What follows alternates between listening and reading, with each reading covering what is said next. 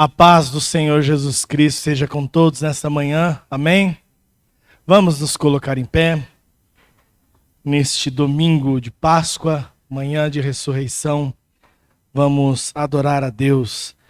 Lucas, Evangelho segundo Lucas, capítulo 24, a palavra de Deus diz assim: Ora, no primeiro dia da semana, muito cedo de manhã, elas foram ao sepulcro, levando as especiarias que tinham preparado e algumas outras com elas.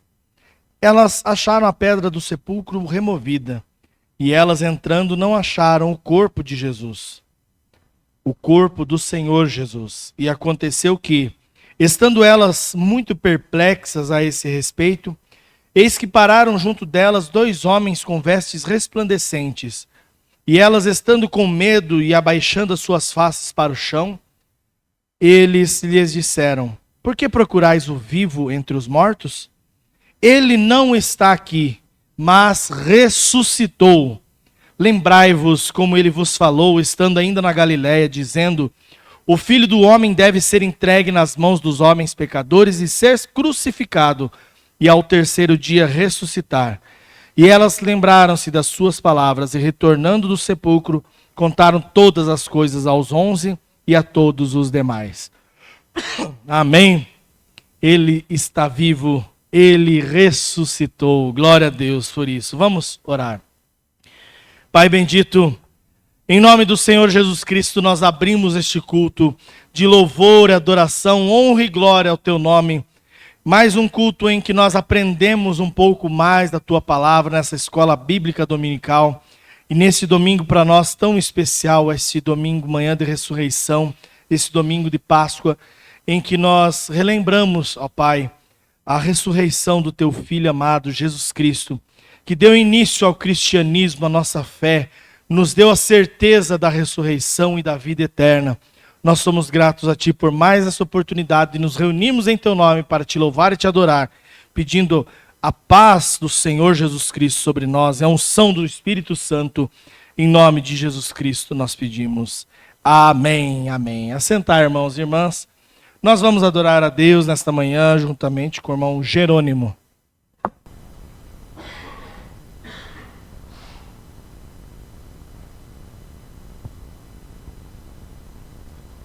Bom dia, irmãos. Que a paz do Senhor Jesus seja com todos vós. Amém. Vamos adorar a Deus nesta manhã, aprendendo mais um hino da harpa cristã de número 434. Vamos cantar esse hino que é uma oração cantada. Vamos cantar com alegria nesta manhã para louvar e engrandecer o nome do Senhor Jesus. Amém?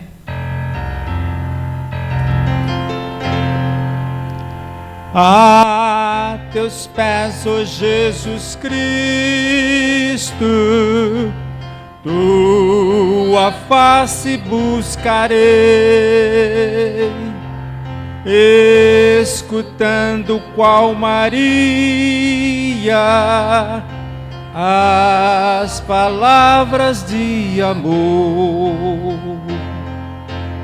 A teus pés, ó Jesus Cristo, meu passado esquecerei, pois tua mão fiel e terna tem-me salvo do temor. A teus pés, ó Jesus Cristo, acho terna compaixão para todos meus pesares, meus conflitos, minha dor. Livra-me, ó Jesus Cristo, de cuidados de aflição, e concede-me constante teu poder consolador. A teus pés, ó Jesus Cristo, eu desfruto teu amor, e em teus olhos a doçura, e em teu seio proteção. Dá-me, ó Cristo, a tua mente, dá-me graça e fervor, e que o mundo possa sempre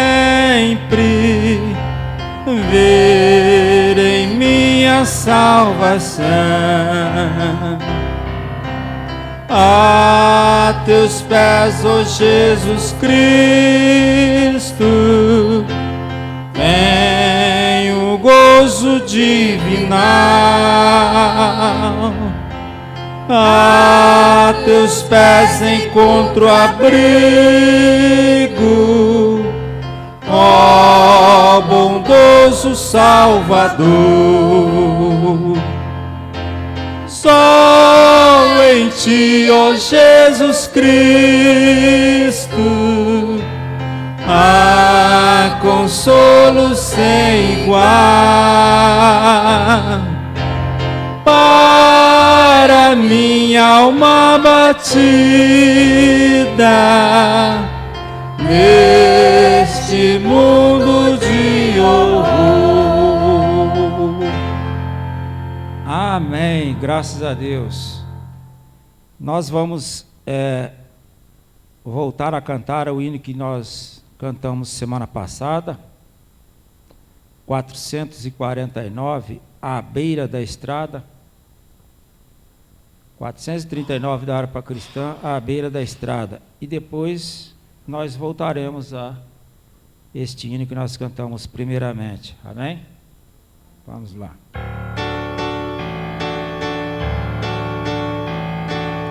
À beira da estrada estão muitos que esperam a salvação. Podem tais almas em Deus perecer, ou estás pronto para socorrer? Quem hoje dirá, eis-me aqui, Senhor, eu quero aos perdidos falar do amor. A quantos na senda da vida achar, de Cristo eu irei falar. À beira da estrada estão muitos que buscam do céu o pão. Para os famintos, ó, quem falará do Evangelho que lhes saciará? Quem hoje dirá, eis-me aqui, Senhor, eu quero aos perdidos falar do amor. A quantos na senda da vida achar, de Cristo eu irei falar. Pelo caminho em que vais, existem enfermos espirituais. Qual o bom samaritano farás, ou qual escriba além passarás? Quem hoje dirá, eis-me aqui, Senhor, eu quero aos perdidos falar do amor. A quantos na senda da vida achar, de Cristo eu irei falar. Quando a jornada terminar e o fim da estrada se aproximar, conhecerás muitos na multidão que receberam de Deus salvação.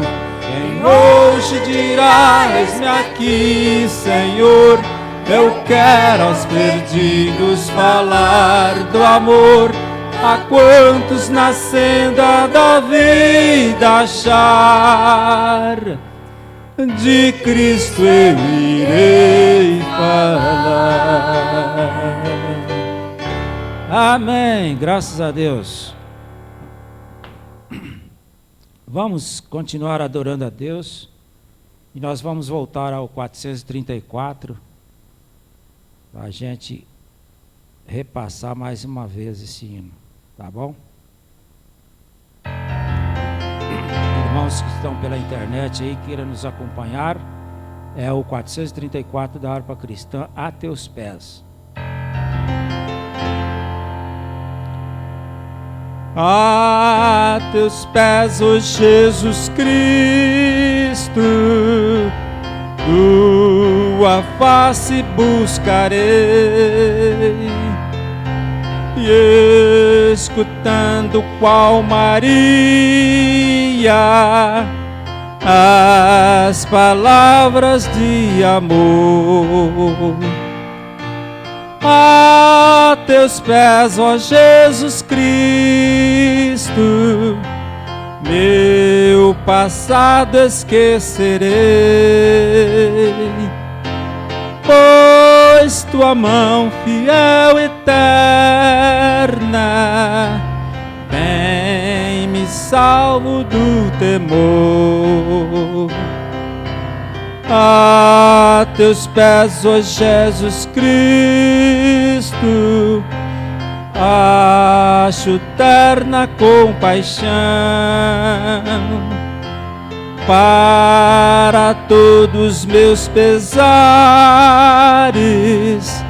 meus conflitos, minha dor.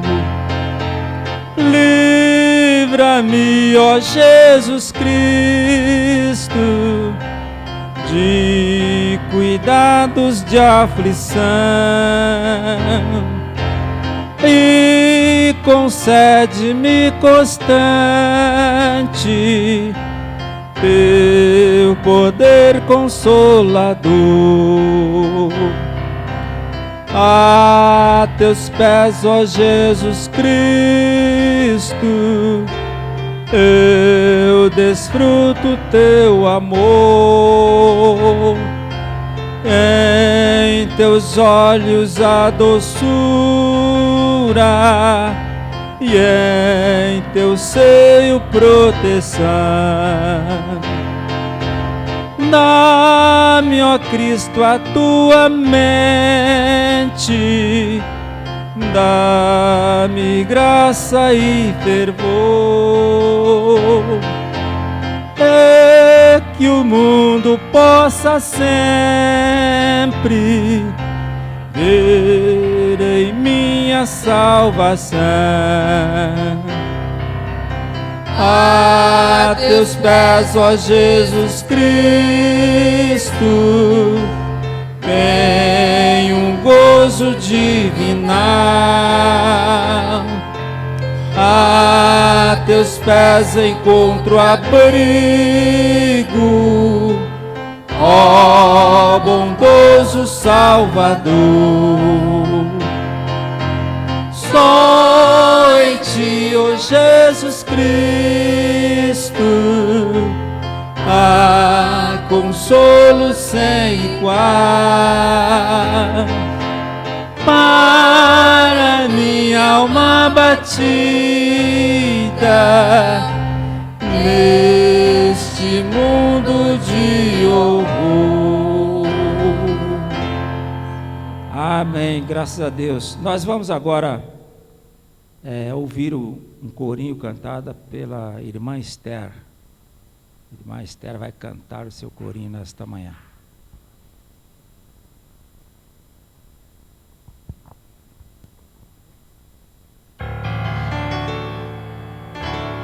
Três palavrinhas só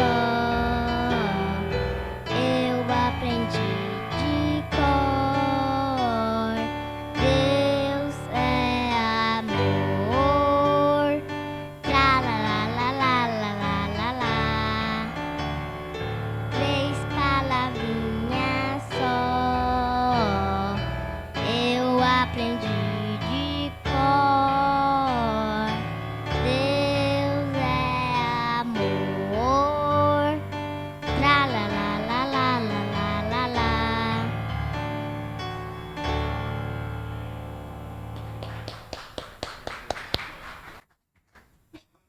Amém, graças a Deus. Nós vamos à mensagem agora nesta manhã. O pastor Adriano Jans irá trazer para nós mais um estudo da palavra de Deus ao livro de Colossenses, a carta de Paulo aos Colossenses, capítulo 2. Amém? Glória a Deus. Bom dia a toda a igreja, graça e paz vos sejam multiplicadas.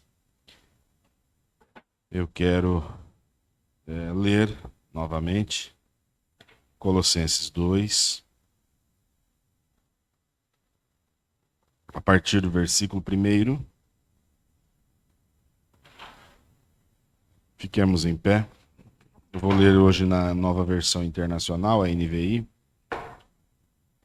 Eu quero que vocês saibam o quanto estou lutando por vocês, pelos que estão em Laodiceia e por todos os que ainda não me conhecem pessoalmente. Esforço-me para que o coração deles seja fortalecido, sejam unidos pelo amor e alcancem toda a riqueza do pleno entendimento, a fim de conhecerem plenamente o mistério de Deus, a saber, Cristo. Nele estão escondidos todos os tesouros da sabedoria e do conhecimento. Digo isso para que ninguém os engane com discurso persuasivo. Porque embora esteja fisicamente longe de vocês, estou presente em espírito e me alegro em ver como estão vivendo em ordem e como está firme a fé que vocês têm em Cristo. Portanto, como vocês receberam Cristo Jesus, o Senhor, continuem a viver nele, enraizados e edificados nele, firmados na fé, como foram ensinados, transbordando de gratidão. Querido Deus, eu te louvo mais uma vez por essa manhã, o Senhor estar presente em nosso meio. Esta que é uma manhã de vitória. Esta manhã que relembra um dos episódios mais importantes para a fé cristã. Porque muitos homens morreram por uma causa, muitos deram a vida por uma causa, mas o Senhor foi o único que ressuscitou dentre os mortos e permanece vivo. Isso é a vitória do cristão, de saber que o Senhor venceu a morte e prometeu estar conosco e prometeu retornar em glória. Senhor, nós estamos aguardando esse momento, lembrando do que Cristo fez por nós e aguardando a tão maravilhosa promessa de sua vinda. Agora, Pai, enquanto nós vamos meditar, estudar na Tua palavra, eu peço o Espírito Santo nos ajude nesta manhã. Fala aos nossos corações somente como somente o Senhor pode fazer. Cura feridas, cura enfermidades, tanto no físico quanto na alma. Nos encoraja, nos corrige e nos ajude a crescer e amadurecer cada vez mais na fé. Em nome de Jesus nós pedimos. Amém. Assentar, irmãos, por gentileza. Qual versículo nós paramos ontem? Vocês estão espertos. Então hoje nós vamos continuar no versículo 3. Né? Eu coloquei ali como título Enraizados em Cristo, desejo chegar nesse assunto hoje, né? Que é dos últimos versículos aí que nós lemos. Versículo 6, não é? Enraizados... 7, enraizados em Cristo. Mas vamos retomar aqui, nós vimos ontem os versículos 1 e 2, e agora vamos começar do 3. Nele estão escondidos todos os tesouros da sabedoria e do conhecimento. Esse que foi tema de ontem, né? Os tesouros que estão escondidos em Cristo. Paulo está aqui já começando a corrigir algumas influências gnósticas que haviam naquele tempo. Não é? O gnosticismo é algo muito antigo também, não é? Que sempre vai se opor ao cristianismo em muitos aspectos e sob a bandeira da busca pelo conhecimento. Então, nós temos, de um lado, o cristianismo, que também está incentivando ao conhecimento. Do outro lado, o gnosticismo, também falando sobre conhecimento. Só que a maneira que o gnosticismo está trazendo o conhecimento, ele fere o cristianismo, o evangelho, o princípio bíblico. Então, Paulo está dizendo assim, olha, o verdadeiro conhecimento está em Cristo. Ele não está em experiências místicas, em filosofias humanas, não é? Mas em Cristo. E isso fica muito claro nesse texto. Né? Nele estão escondidos todos os tesouros da sabedoria e do conhecimento. E com isso Paulo está trazendo isso de uma maneira mais simples. Ele está dizendo, olha, esses tesouros, eles estão acessíveis a todo aquele que está em Cristo. Agora preste atenção, porque estar acessível não quer dizer que todos o acessem, não é? Porque, obviamente, algo pode estar acessível. Por exemplo, esse copo d'água está acessível aqui para mim, sim ou não? Mas eu posso beber ou não. Ele pode permanecer acessível aqui a pregação toda, mas se eu não tomar uma ação e tomar, não é? Agora eu bebi. Então, além de acessível, eu tenho que buscar, eu tenho que agir. Assim, essa questão desse tesouro, que é a expressão que Paulo utiliza aqui, ele está acessível para todos aqueles que estão em Cristo, quer dizer, não é uma coisa que é reservada a uma elite espiritual. Não é somente para o clero, somente para a nata, não é? Da sociedade, espiritualmente falando. Não, é para todos aqueles que estão em Cristo. Todavia, você precisa buscá-lo. Você precisa ir atrás de, como eu dei o exemplo aqui da água, estender a sua mão e beber. Está disponível. Você só precisa beber. Porque é importante a gente lembrar isso, porque às vezes há pessoas que, hoje em dia principalmente, elas têm ao alcance da sua mão um tesouro inigualável, mas não busca. A presença de Deus é algo extremamente maravilhoso, é algo que transforma a vida do cristão, mas você precisa buscá-lo. É por isso que muitos estão vivendo uma vida superficial, porque não busca aquilo que é de direito e que está disponível para todo cristão. Vocês estão entendendo isso? Amém? Em vez de buscar a sabedoria do mundo, Paulo está dizendo, em vez de você buscar aí experiências místicas, não é? Eu senti um arrepio, eu senti isso, eu senti aquilo. Paulo está dizendo, olha, a verdadeira sabedoria está em Cristo. Então devemos aprofundar o nosso relacionamento com Cristo. E como fazemos isso? É óbvio, é uma coisa tão simples, porque Se fosse complicado, então os mais simples não teriam acesso, mas ele está acessível a todos. Como que nós aprofundamos um relacionamento? É uma pergunta. Conversando?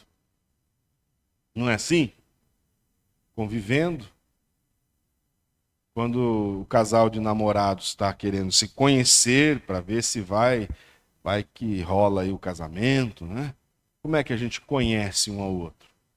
Convivendo, conversando, trocando ideia, estando junto. Isso é relacionamento. O esposo conhece a esposa e vice-versa, porque convivem, né?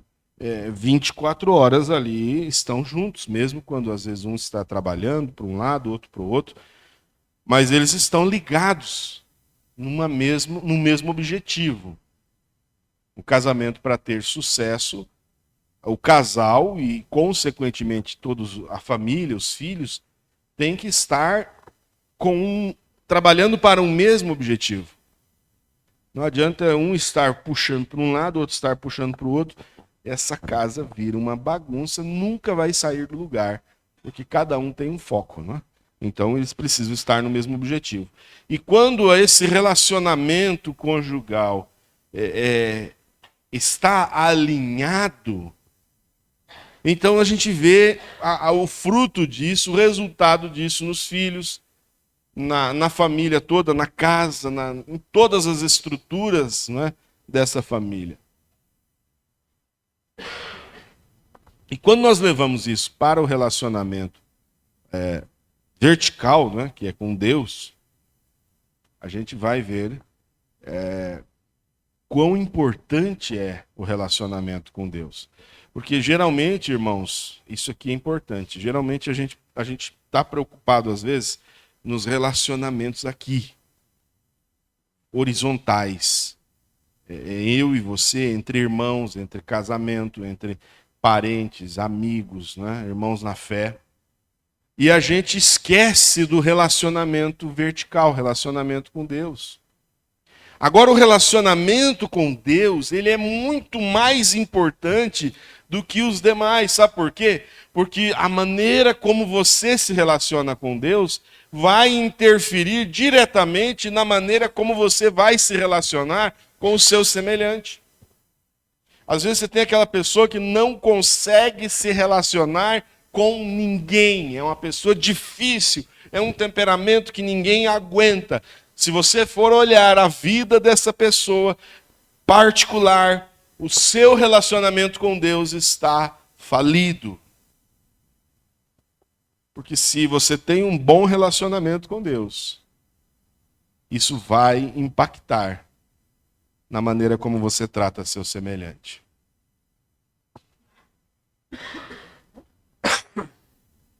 Estão compreendendo isso?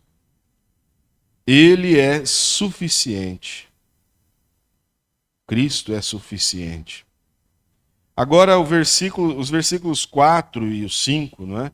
Paulo diz assim: digo a vocês, para que ninguém os engane com argumentos falaciosos. Na NVI é isso? É assim que está? 4 e 5?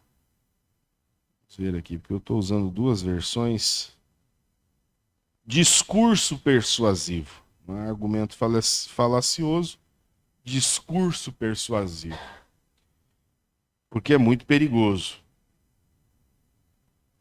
É fácil a gente ser enganado por um discurso bonito.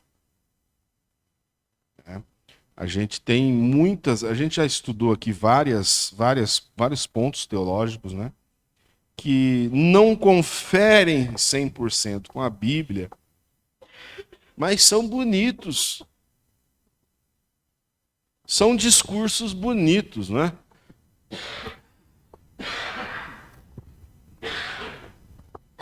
Alguém lembra aqui um exemplo? Dá um exemplo aí, se você lembrar. Um discurso que não é bíblico, mas é bonito. Pré-tribulacionismo. O arrebatamento secreto. Poxa vida, é tão bonito isso, né?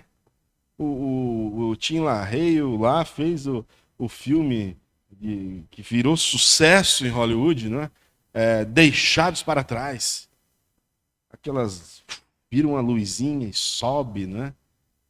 De repente, o balanço da criança ali fica vazio, balançando sozinho. Aviões, não é como cantávamos, não é, o hino? Aviões sem seus pilotos voam para destruição. É uma cena, né? Você fica olhando aquilo, uau! É uma cena dramática. De repente eu estou conversando, alguém está conversando com um cristão e o cristão desaparece. Né? Eu cheguei a colar no carro, assim, ó, em caso de arrebatamento, esse carro ficará desgovernado. Né? Pensa quanto caos que ia acontecer. E a igreja sumiu. Ninguém sabe para onde foi. Aí vem tribulação e ninguém procura, o povo procurando a igreja já se foi. É bonito de ver, é uma história emocionante. E aí compunham hinos e hinos, né? Lembro que eu gostava muito de ouvir, né? Canarinhos de Cristo cantar. Né? Filho, pega o telefone e pro seu pai irá ligar. Quer dizer, você criou-se uma teologia em cima disso, é um quadro lindo, mas não é bíblico. É um argumento falacioso. É um discurso persuasivo. E muitos teólogos defendendo uma ideia que quando você só lê o texto bíblico, Jesus diz com todas as letras, depois da grande tribulação, é que vem a vinda do Senhor. E na vinda do Senhor é que ele ajunta os seus escolhidos. Mateus 24 é um texto clássico e claro. Tessalonicenses capítulo 4 é um texto claro. O mesmo Senhor descerá do céu com alarido, com voz de arcanjo, trombeta de Deus. Os mortos em Cristo ressuscitam primeiro, depois nós que estamos vivos somos transformados e juntamente com eles arrebatados a encontrar o Senhor nos ares. É a vinda dele nas nuvens. Apocalipse, eis que vem com as nuvens, todo olho verá. Então, se alguém só lê a Bíblia, sem nenhum viés, chega a essa conclusão. Está claro, o texto bíblico é assim. Ele vem nas nuvens, os mortos ressuscitam, os vivos são transformados, todos são ajuntados, arrebatados a encontrar com ele nos ares. Isso é visível, isso é estrondoso. Isso, como Jesus disse, como relâmpago sai do Oriente e se mostra até o Ocidente. Assim será a vinda do Filho do Homem. Não vai ser nada secreto, vai ser barulhento, estrondoso, visível para o mundo inteiro. Então, há muitos outros exemplos. Nós falamos semanas passadas aí, não é, sobre teologia da cruz, teologia da glória. Gente, a teologia da glória é mais emocionante. É ou não é? Não é melhor? Eu tomo posse, eu determino, você não vai ter sofrimento, não, nada pode te destruir, você. É muito melhor do que tome sua cruz e me siga, senão você não é digno de mim. É como a profecia de Jeremias, não é? A profecia para a nação, uma nação em pecado, Deus levanta um profeta e diz assim, olha, se arrependam. Você já leu Jeremias? Que profeta corajoso. Se arrependam, senão eu vou entregar vocês na mão do seu inimigo. Não arrependeu? Então o negócio é o seguinte, vocês não se arrependeu, né? Estou resumindo aqui. Então agora é o seguinte, Deus tirou o reino de vocês agora. Vocês serão levados cativos para a Babilônia. A mão do Senhor está favorecendo a Babilônia. E agora, se você quer estar na vontade de Deus, rei, se entrega, vão em paz para a Babilônia como escravo. E vocês vão ficar lá 70 anos de cativeiro. Quando todo mundo viu que não ia ter saída mesmo, e que o que o Jeremias falou estava para acontecer, a Babilônia fechou o cerco em Jerusalém, o país foi atacado, estava já para se chegar a vias de fato de ser conquistado. Aí então levantam profetas, não, fiquem tranquilos, Deus vai nos levar para lá mesmo. Mas não vai ser 70 anos não, vai ser quanto? 2 anos? 2 anos. Eu pergunto para você, qual que é a profecia mais saborosa de se ouvir? Que você vai ser escravo por 70 anos ou que você vai ser escravo por 2 anos? 2 anos é muito melhor, não, 2 anos passa assim, ó. Menos que o financiamento de um veículo. 36 a 3 anos, né? Então, menos que isso. 2 aninhos, gente, voa. Fica tranquilo. Ah, vai ficar bom demais. Só que o que acontece? Deus tinha falado através de Jeremias. E é 70 anos, Deus não mudou de ideia. Passou 1 ano, passou 2. Agora sim, agora vem o livramento. Não veio. Não, mas então aí as adaptações podem surgir, né? Não, mas talvez a gente errou o cálculo, né? Como os branamistas lá. Era em 1977, não, mas a gente errou, agora é 87. Não, não é 2023, não deu também, vixe, então, não, é quando os tubarões estiverem nadando na Califórnia e de repente Billy Paul morreu e agora ficou difícil porque vamos fazer assim, vamos mudar de assunto, deixa isso aí para lá, né? Como aconteceu lá com o povo da Ellen White, né, que profetizou. Foi Ellen White ou foi os Testemunhas de Jeová, né? Que eles estavam meio juntos, né? Adventista profetizou que Jesus ia vir em 1800 e alguma coisa, né? Aí não veio. Eles estavam esperando, por isso são adventistas, é o advento do Messias, da vinda de Cristo. E aí não deu, deram com os burros na água, né? Aí então levanta lá alguém, não, peraí. Ele veio, sim, aconteceu. Mas foi algo que aconteceu no santuário celestial. E aquilo colou. Até hoje, pessoas intelectuais estudadas acreditam nisso. No Adventismo. Ele saiu do Santo dos Santos para o lugar santíssimo. Né, houve uma... Como é que é a expressão? Eu esqueço. Faz tempo que eu li sobre isso. Mas enfim, então aconteceu algo mesmo. E juízo investigativo, é essa expressão que eu estava... Que isso é uma maluquice que não está nem na Bíblia, né? Um negócio... visões, né? Doutrinas que são baseadas em experiências pessoais.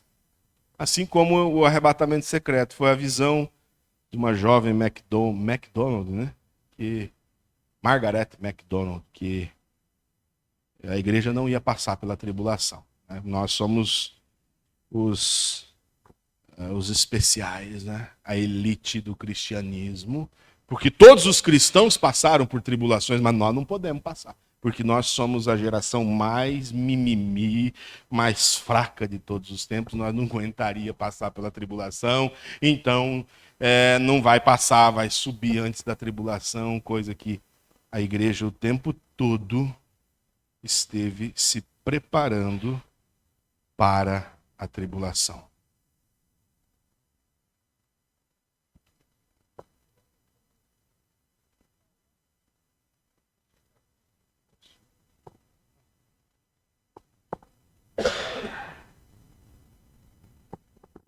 Então, são ideias, irmãos. Eu poderia passar a manhã toda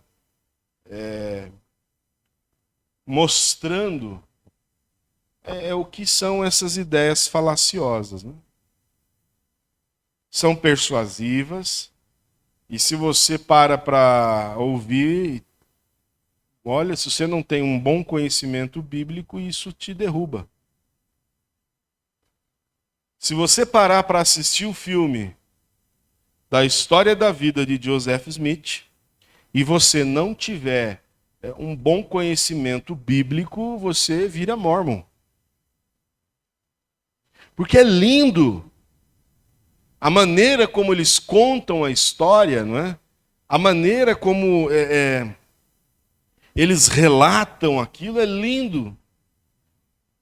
Assim como a história contada, não é, da vida de William Branham, você olha e fala, meu Deus, que história linda! Um menino sendo ressuscitado, os ossos moídos, depois de ser atropelados, né, sendo refeitos. Que história linda! E aquilo é contado apenas uma versão, e aquilo é repetido e repetido, e aquilo se torna para você verdade. Aí o que você faz? De repente você começa a investigar, você vai ouvir o próprio William Branham contando a mesma história. Em outras ocasiões, essa história tem versões totalmente diferentes uma das outras. Você fala, peraí, uma verdade é verdade. Ainda mais um evento tão importante.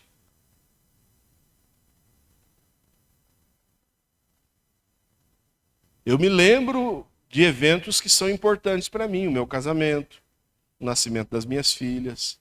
E se for preciso, eu conto em detalhes esses eventos. Eu lembro do dia em que nós sepultamos a minha mãe. Eu tinha 6 anos de idade. Eu lembro de detalhes. De detalhes, desde o momento que eu acordei e chego na sala, ali está o caixão. Eu não estava entendendo o que aconteceu. Eu lembro de nós saindo naquele cortejo fúnebre, o carro da frente era o que estava o caixão, eu estava no carro de trás. Eu me lembro nós chegando no cemitério, eu lembro deles baixando o caixão. Alguém, eu sei, um homem que inclusive o Fernando levou o nome dele, né? O senhor Fernando. Ele pega um torrãozinho de terra, e esse eu lembro como se fosse hoje, joga lá dentro do buraco. E se você me perguntar esse dia, daqui mais 20 anos, eu vou me lembrar. Porque foi um evento importante. Por mais que não foi agradável, mas mudou toda a história da minha vida. Agora, uma ressurreição é algo, né, importantíssimo no ministério de alguém. Então, jamais eu poderia contar essa história em versões diferentes. E aí o que acontece? Quando você para ouvir só a versão oficial, aquilo te mexe com você. Da mesma forma como você vai ver a história do Mormon, a história de Ellen White, você fala, uau! Ela foi transportada teve a visão de vários mundos que Deus criou, vários Adões, né? Muitos mundos com seus Adão e Eva, e só o nosso mundo é que caiu, há outros que ainda eles não pecaram, sabe? Aí você fala, ok, onde está isso na Bíblia? Não, isso é o espírito de profecia. Assim, Charles Russell, podemos ir longe em muitos aspectos aí. Paulo está dizendo, olha, eu digo para vocês, ninguém os engane com argumentos falaciosos. A fé precisa ser firmada na verdade. O engano, ele pode ser sutil e persuasivo. Mateus 24 diz que haveriam falsos cristos, falsos profetas, que fariam tão grandes sinais e prodígios que, se possível for, enganaria até os escolhidos. Gente do céu. A gente lia esse texto lá, né? E a gente via, porque sinais e prodígios. Ei, não coloca fé em sinais. Sinais são bons, seguem a igreja, né? A gente crê na cura divina, a gente crê em tudo isso. Mas a tua fé não deve estar nos sinais, não. A tua fé deve estar repousada na palavra de Deus. Paulo diz assim: ainda que eu esteja fisicamente ausente, eu estou presente em espírito. O que ele está dizendo com isso? É espiritismo que ele está pregando? É projeção astral? É claro que não, né? Mas ele está dizendo assim: olha, eu estou em uma plena comunhão espiritual com vocês. Ele vai se alegrar por ver a disciplina, a firmeza que eles têm em Cristo.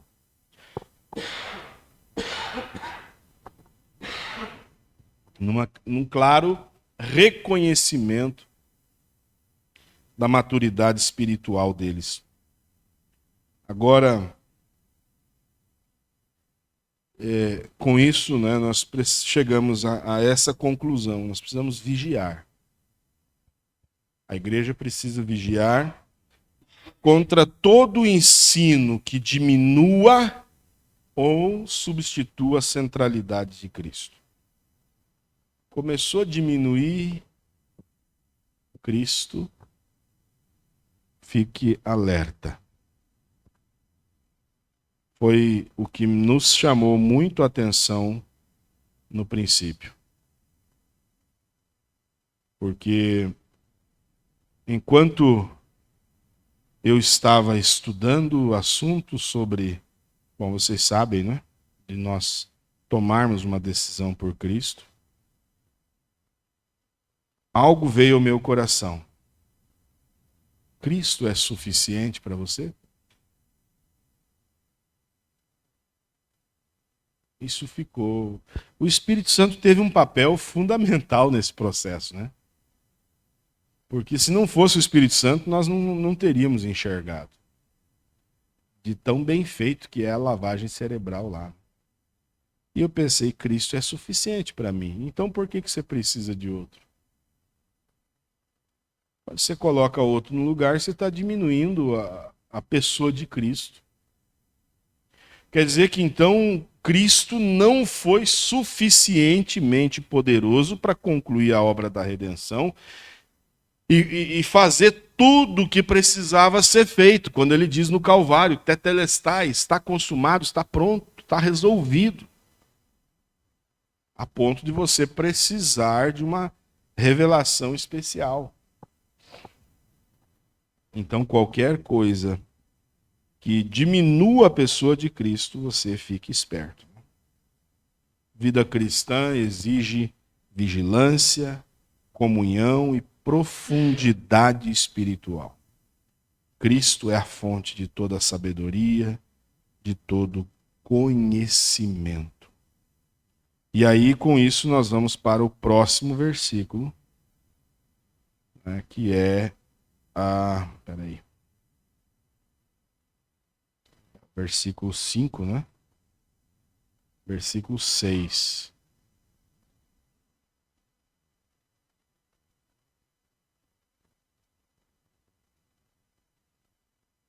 Perdi aqui.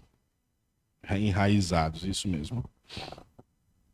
Portanto, assim como vocês receberam Cristo Jesus, o Senhor, continuem a viver nele.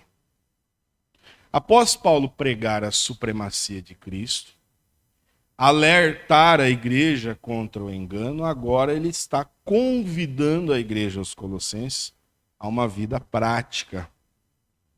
Esses dois versículos, esses versículos 6 e 7, né? Parece curto, são curtos versículos, mas são densos de ensino.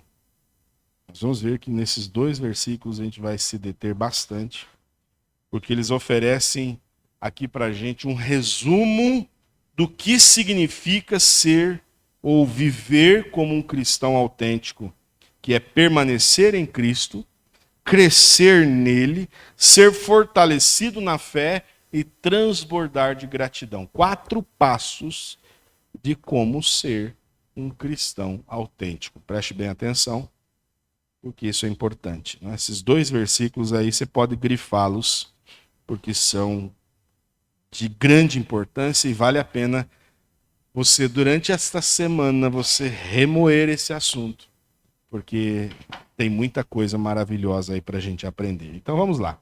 Versículo 6. Assim como vocês receberam Cristo Jesus, o Senhor, continuem a viver nele. Receber Cristo como Senhor implica a submissão à sua autoridade.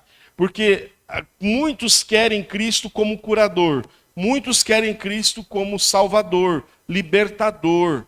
Mas a palavra de Deus nos chama para receber Cristo como Senhor. Se faz ideia o que isso significa? Porque na sociedade atual a gente não tem ideia do que é um senhor. No grego aqui é algo como proprietário, amo. É o dono do escravo. Aquele a quem você pertence. Paulo está dizendo já que você aceitou ele como seu senhor, como seu dono. Continue a viver nele.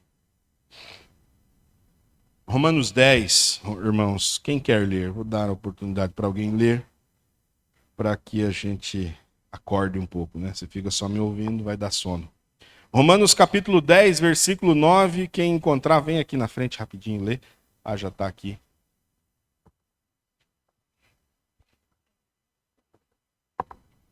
A saber, se com a tua boca confessares ao Senhor Jesus e em teu coração creres que Deus o ressuscitou dos mortos, serás salvo. Que coisa, né? A salvação é tão simples, né? Sim ou não? A gente vai ver que Paulo, quando vai ser interrogado lá pelo carcereiro em Filipos, né? O que eu devo fazer para ser salvo? Se fosse a gente traria um catecismo todo pronto, um livro de regras. Mas Paulo só diz assim: creia no Senhor Jesus Cristo, será salvo, tu e a tua casa. E aqui, escrevendo aos Romanos, ele está dizendo: olha, se você confessar com a sua boca que Jesus é o Senhor, e em seu coração você crê que Deus o ressuscitou dentre os mortos, você vai ser salvo. Pronto. Simplificou a salvação. Porque a salvação já é um ato consumado, realizado por Cristo. Você precisa só aceitar o que ele fez. Viver nele aqui, voltando para o texto, é aquilo que nós já falamos, manter aquela comunhão contínua. É o relacionamento, né? Conversar é conviver, ler a palavra, é procurar conhecê-lo. Porque quando a gente fala sobre teologia, né? Teologia é estudar Deus. Como é que a gente estuda Deus? Deus não pode ser estudado. Porque quando a gente fala do ramo da ciência, não é? Quando a gente fala de ciência, não é? De estudar algo, o objeto a ser estudado precisa, né? Eu preciso ter ele em mãos aqui e eu poder estudá-lo. Como estuda Deus? Quem é que pode chegar e falar: aqui está Deus, vamos estudá-lo? Não tem como, né? Então, como é que nós podemos estudar Deus?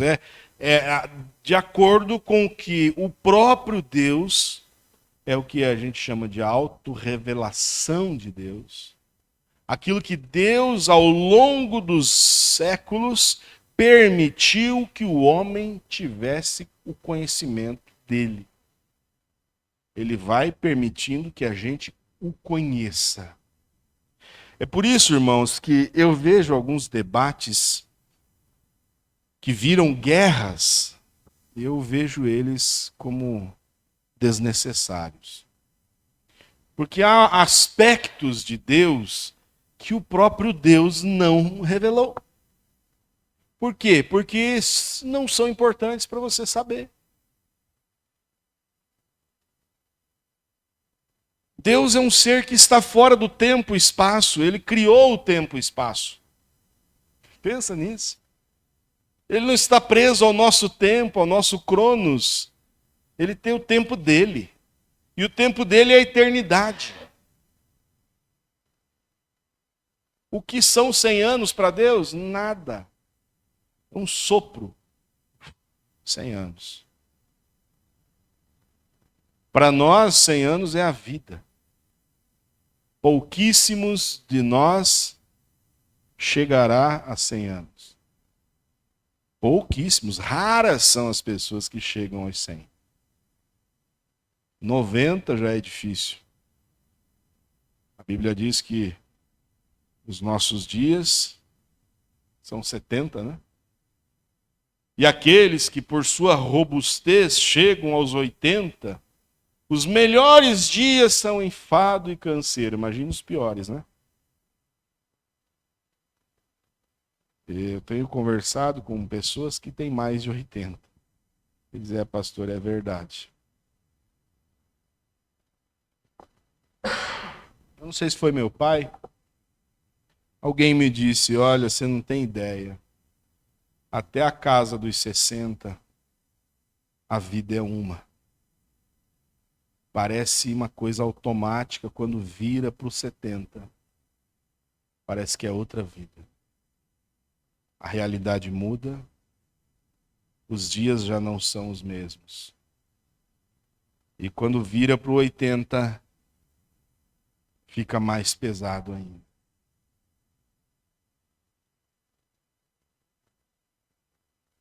E para Deus isso não é nada. Aí você quer que meros humanos, que não vai chegar aos 100 anos, explique um Deus que é eterno? Não, você só vai explicar aquilo que ele permitiu você conhecer. E o que é que ele permitiu que eu conhecesse? Isso está aqui, a revelação pessoal de Deus. Aqui nas páginas desse livro está tudo que Deus desejou que o homem soubesse acerca dele. Então, conhecer Deus é possível através da sua palavra. Aquilo que ele quer que você conheça. Aquilo que é importante para você conhecer. Estão entendendo? Agora, entenda isso, voltando para o texto, não é? Assim como vocês receberam Cristo Jesus, o Senhor, assim andai nele. A esse viver nele aqui, ele está dizendo, olha, a fé cristã não pode ser um evento do passado. Eu já me converti, eu já aceitei Jesus como meu Salvador, fazem 30 anos que eu sou um cristão. Evento do passado. Não, mas a fé cristã é um caminhar constante. É hoje. A cada dia você está aceitando Jesus como seu Salvador.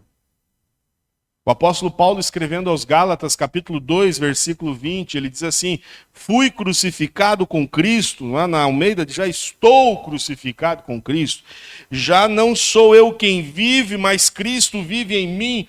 A vida que agora vivo no corpo, vivo-a pela fé do Filho de Deus, que me amou e se entregou por mim. Isso é o que? Devemos viver, irmãos, de forma coerente entre o que nós professamos e aquilo que nós vivemos. A entrega a Cristo, ela deve ser total e contínua. E aqui chegamos, então, ao enraizados, não é? Enraizados nele. É uma metáfora que Paulo utiliza vai utilizar duas metáforas aqui. Uma da área agrícola, raízes profundas vão trazer nutrição, estabilidade para a planta. E quando nós lemos lá, dois textos aqui eu quero tomar, Salmos, capítulo 1, versículo 3. Quem quer ler? Aliás, capítulo 1, versículos 1 ao 3. Muito conhecido. Que vai falar sobre essa questão da planta bem enraizada, não é?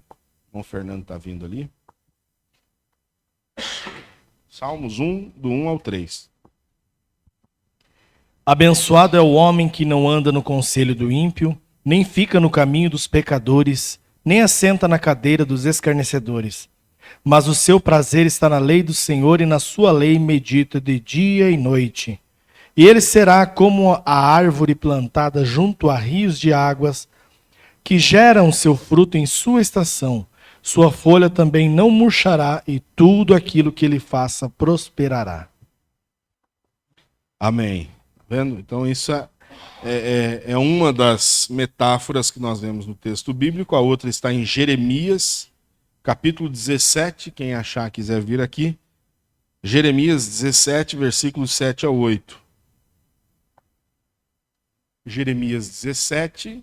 Jeremias é Antigo Testamento, falamos dele, um profeta que viveu no período de transição em que houve o exílio para a Babilônia, não é? Jeremias 17, versos 7 e 8. Bendito o varão que confia no Senhor e cuja esperança é o Senhor, porque será como a árvore plantada junto às águas, que estende as suas raízes para o ribeiro, e não receia quando vem o calor, mas a sua folha fica verde, e no ano de sequidão não se afadiga, nem se deixa dar fruto. O que ele está dizendo? Olha, aquele que está plantado junto ao ribeiro, pode estar seca, pode estar o clima que for, a raiz dele está em direção à água. Está o clima seco, mas ele está com as folhas verdes e produzindo fruto. Por quê? Porque ele está enraizado num bom lugar, num lugar de água abundante. Jesus diz: aquele que crê em mim, como diz as Escrituras, rios de águas vivas fluirão de seu ventre. Olha que maravilha. Olha que coisa maravilhosa estar enraizado em Cristo, recebendo a nutrição, porque raiz fala de nutrição da planta, recebendo sua nutrição de Cristo, recebendo a sua estabilidade, porque raiz fala de estabilidade da planta. A planta começa o seu crescimento para baixo primeiro. Sabia disso? O crescimento inicial é para baixo, as suas raízes. E ele vai estabilizando a raiz para que então a planta possa crescer com estabilidade e não ser arrancada, né? Agora ele vai usar uma outra metáfora, além do enraizados, agora uma metáfora da construção, né? Ele diz assim: edificados nele. Então, a raiz está lá embaixo, é oculto, você não vê. Agora você vai ver a construção.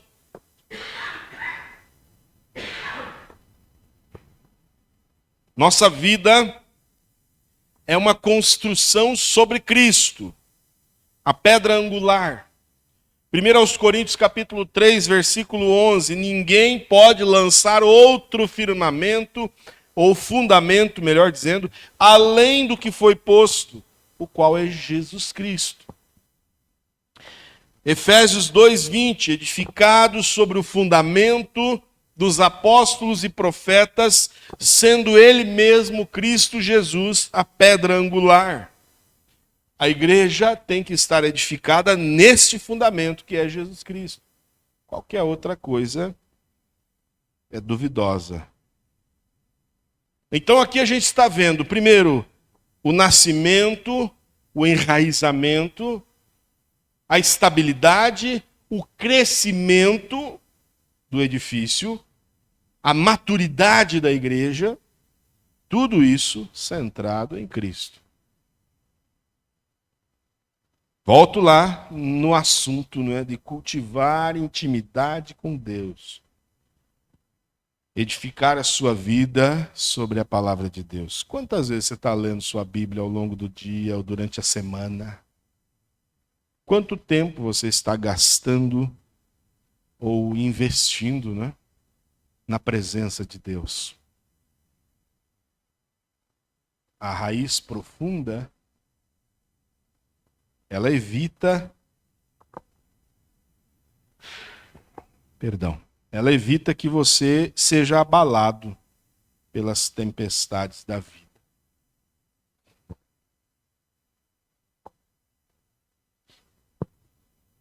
E confirmados... a gripe judia, né? E confirmados na fé, como foi ensinado a vocês. Agora já estou no 7, né?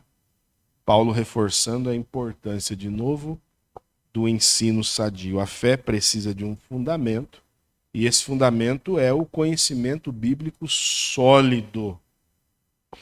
Não é a emoção que vai te ajudar naquele momento em que a sua emoção está abalada. Está entendendo?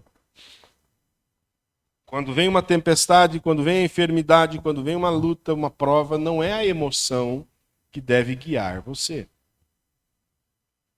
Mas é o conhecimento sólido da palavra de Deus, o entendimento de quem é Deus, do que Ele deseja para a vida do cristão, de qual é o plano de Deus na sua vida. E tudo isso você consegue com o tempo, buscando e sendo ensinado de maneira sólida na palavra. O apóstolo Paulo escreve a Timóteo, um ministro do Evangelho, na sua segunda carta, capítulo 3, versículos 16 e 17, ele diz assim: toda a escritura é inspirada por Deus e útil para o ensino, para a repreensão, para a correção, para a educação na justiça, a fim de que o servo de Deus seja perfeito e perfeitamente habilitado para toda boa obra.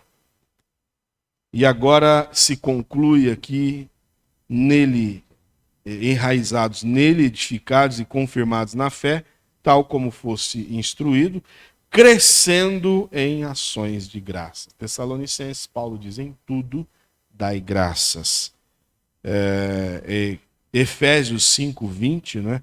Dando sempre graças por tudo a nosso Deus e Pai, em nome do Senhor Jesus Cristo. Paulo então está nos chamando a uma vida centrada em Cristo, edificado, enraizado, firmado e agradecido. São 4 passos para uma vida cristã saudável: enraizado, edificado, firmado e agradecido. O cristianismo não é uma filosofia abstrata, mas é um relacionamento vivo com o Senhor. Quanto mais próximos de Cristo estamos, mais estáveis, mais maduros nós seremos. Querido Deus, nos ensine a cada dia a nos aproximar mais do Senhor. Dá-nos, Senhor, o desejo de estarmos mais perto de Ti a cada momento, para que possamos estar enraizados, edificados e confirmados e agradecidos ao Senhor em tudo. Em nome de Jesus, nós lembramos daqueles que estão enfermos, a irmã Maísa, filha do irmão Romildo, também a Clarice está na UTI. Que o Senhor possa entrar com a provisão nesta hora, a cura divina, a libertação. Em nome de Jesus. Amém. Irmão Fernando, por gentileza, nós tivemos uma queda aí, não é? Eu não sei se caiu o link também, né? Vamos, depois do culto, a gente tira esses 2 links.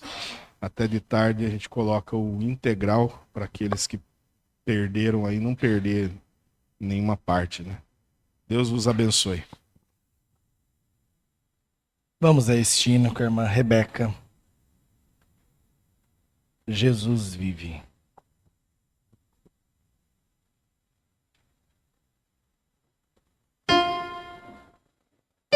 Microfone amarelo.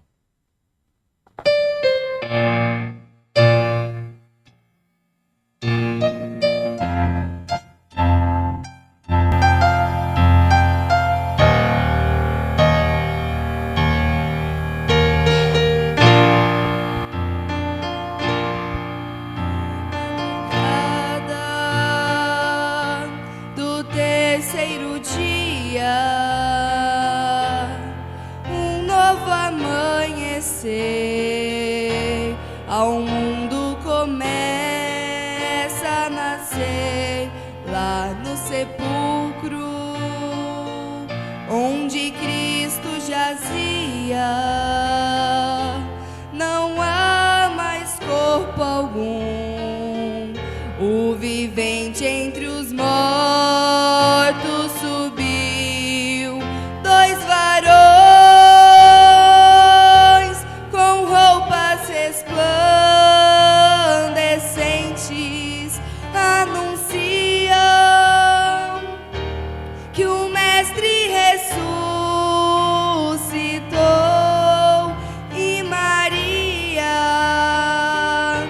e as que lá estavam presentes correm proclamando o que se passou, Aleluia. dizendo: Cante junto. Jesus vive, Jesus vive, Ele vive, Jesus vive,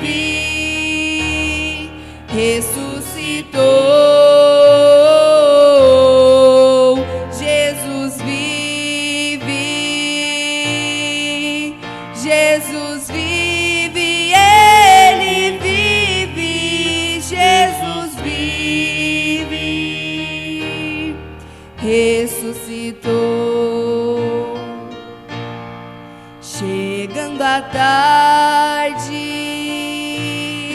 daquele dia, seus discípulos se encontram no mesmo lugar, todos muito tristes pelo acontecido, esquecendo que ele havia de ressuscitar. De repente, o Mestre se faz presente. A minha paz esteja com todos vós. Vede as minhas mãos e os meus pés, que eu sou o mesmo, e de proclamai entre as nações que eu vi. Vamos ficar em pé. Jesus vive, Jesus vive, Ele vive, Jesus vive,